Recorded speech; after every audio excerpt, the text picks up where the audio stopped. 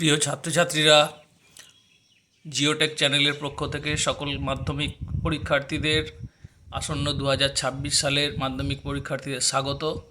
দেখো, আমি আমার ধারাবাহিকভাবে কয়েকটি ভিডিও তোমাদের দিয়েছি, আজকে তার পুনরাবৃত্তি করছি।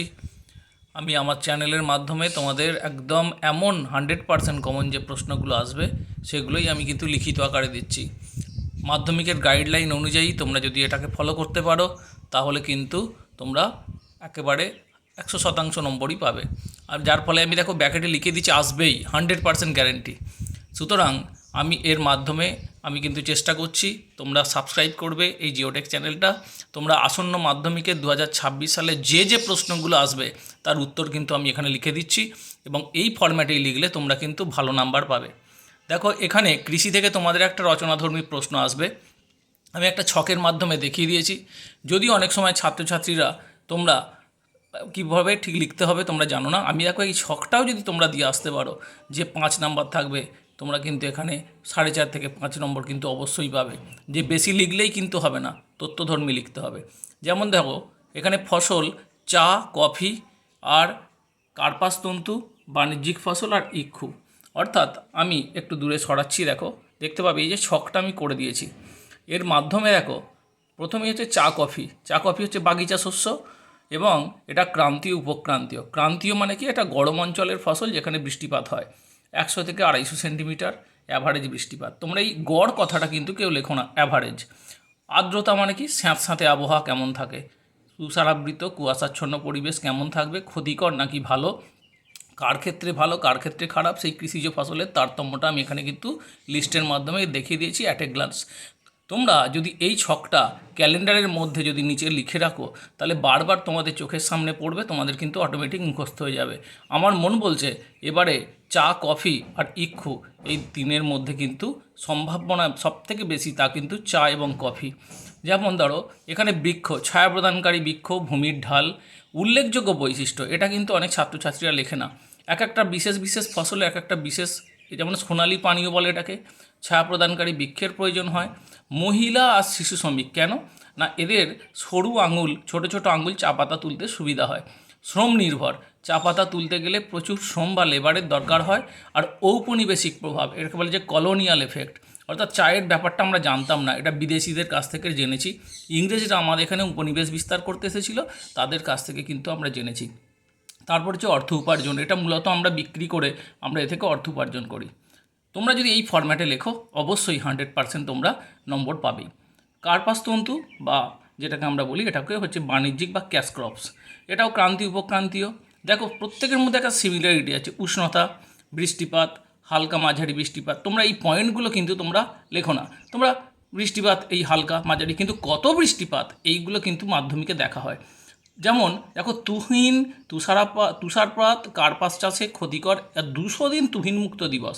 মানেটা কি, এই যে কার্পাস চাষে যদি তুহিন মানে বরফ যদি পড়ে তাহলে কিন্তু এর গুটিগুলো চুপসে যাবে, নষ্ট হয়ে যাবে। তাই এইগুলো এক একটা বিশেষত্ব, এই বৈশিষ্ট্যগুলো কিন্তু মাধ্যমিকে দেখা হয়। চার্নোজেম, চুন মিশ্রিত, কৃষ্ণ মৃত্তিকা, রেগুড় মাটি। দেখো একই মাটির অনেকগুলো নাম, তোমাদের বিভিন্ন বইতে বিভিন্ন আছে, আমি কিন্তু এখানে সেটাই দেখিয়ে দিয়েছি। চার্নোজেম, এটা আরেকটা নাম কোনো কোনো বইতে সার্ডনোজেম, একই জিনিস, চুন মিশ্রিত। অল্প ঢালু জমি আর গুটি পোকা, রৌদ্রকরজ্জ্বল আবহাওয়া। কেন, গুটি যখন ম্যাচিওর হয়ে যায়, অর্থাৎ যখন তোলার অবস্থা আসে, যেমন রৌদ্রকরজ্জ্বল পরিবেশ দরকার। দেখো, সামুদ্রিক লবণাক্ত হাওয়া উপকারী, কার জন্য, কার্পাস তুলোর জন্য। বলুইভিল পোকা বলে একটা পোকা হয়, যে পোকাটা তুলো গুটিটাকে খেয়ে নষ্ট করে দেয়। আর আমাদের ভারতবর্ষে ক্ষুদ্র আঁশযুক্ত তুলো, অর্থাৎ আমাদের এখানে যে তুলোটা চাষ হয় সেটা কিন্তু ভালো নয়, এটা মূলত পাকিস্তান এবং আমাদের মিশর বিভিন্ন দেশ থেকে আমদানি করতে হয়। তাহলে এই যে সার্বিকভাবে আমি একটা গল্পের মতো বলে দিচ্ছি, এটা মাথার মধ্যে তোমরা রেখে দেবে। এবার দেখো ইক্ষু, যাকে আমরা ইংরেজিতে বলি সুগার ক্যান, আখ বা সাধারণ অর্থে বলি এটা বাণিজ্যিক ফসল, অর্থকরী ফসল। উষ্ণ আর্দ্রক্রান্তীয়, এরও গড় উষ্ণতা দেওয়া আছে 21 থেকে 27 ডিগ্রি সেলসিয়াস, মাঝারি বৃষ্টিপাত। তুহিন কুয়াশা কিন্তু এর পক্ষে ক্ষতিকারক, কিন্তু এর পক্ষে যেটা ভালো সেটা হচ্ছে সামুদ্রিক লবণাক্ত বাতাস। রেটুন বৃদ্ধির সময়, উচ্চ আর্দ্রতা পরিণতির সময় শুষ্ক রৌদ্রোজ্জ্বল প্রয়োজন। মানে কি, রেটুন কথার মানে হচ্ছে আখকে কিন্তু দানা বা বীজ থেকে হয় না, আখের গাঁট বা গ্রন্থিটাকে মাটিতে বসানো হয়। এটা তোমাদের 1 নম্বর আসতে পারে, তার নাম রেটুন। আর হচ্ছে চুন লবণ মিশ্রিত মাটি, যার নাম রেগুর মাটি। সমতল ঢালু জমি আর সামুদ্রিক লবণাক্ত বাতাস উপকারী, শ্রম নির্ভর। এর একটা ভিভিআই ইম্পর্টেন্ট হলো উন্নত পরিবহন ব্যবস্থা। কেন? তার কারণ আখকে কেটে যদি আমরা ফেলে রেখে দিই বাড়িতে, তাহলে কিন্তু আখের রস শুকিয়ে যাবে। তাই 24 ঘন্টার মধ্যে এটা কারখানায় নিয়ে যাওয়ার জন্য সেই সমস্ত জায়গাতেই হয় ইক্ষু চাষ যেখানে কমিউনিকেশান বা যাতায়াত ব্যবস্থা ভালো। তাহলে দেখো, তোমাদের যে প্রিয় ছাত্রছাত্রী, তোমাদের যে আমি আমার সেই চেষ্টাটা করছি, তোমরা যদি করতে পারো, দেখো আমি আমার জিওটেক চ্যানেলের পক্ষ থেকে তোমরা সাবস্ক্রাইব করো। তোমরা একদম গ্যারেন্টি দিয়ে বলছি, যে প্রশ্নগুলো আসবে পরে তোমরা রিমার্কসে লিখবে পরীক্ষা দেওয়ার পর যে আমার এই কথার সাথে মিল কতটা পাবে। দেখো 2026 সালে কৃষি থেকে এই যে প্রশ্নটা আমি ছক করে দিয়েছি, এখন থেকে তোমরা একদম উঠে পড়ে লাগো এবং দেখবে একটা একটা করে তোমরা যদি উত্তর করতে থাকো, 4টে লিখতে হয়, তোমাদের একটা উত্তর একদম তৈরি হয়ে গেল। তাহলে এই যে তোমাদের উত্তর লেখার টেকনিকটা আমি দেখাচ্ছি, তোমরা এটাকে ফলো করো এবং জিওটেক চ্যানেলটাকে সাবস্ক্রাইব করো।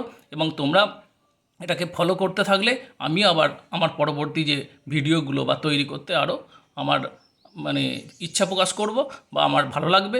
সুতরাং তোমরা এটাকে ফলো করো এবং তোমরা সাবস্ক্রাইব করো। তোমাদের এই কৃষির পরে এর পরবর্তী আমি আবার শিল্প থেকে দেবো। তাহলে তোমাদের দেখো, আমি এই যে ভিডিওটা দিয়েছি, তোমরা এটাকে সাবস্ক্রাইব করো এবং দেখো এই যে চা, কফি, ইক্ষু, কার্পাস, এই 4টে ছক ক্যালেন্ডারের মাঝখানে তোমরা একটা সাদা কাগজে লিখে টাঙিয়ে রাখো।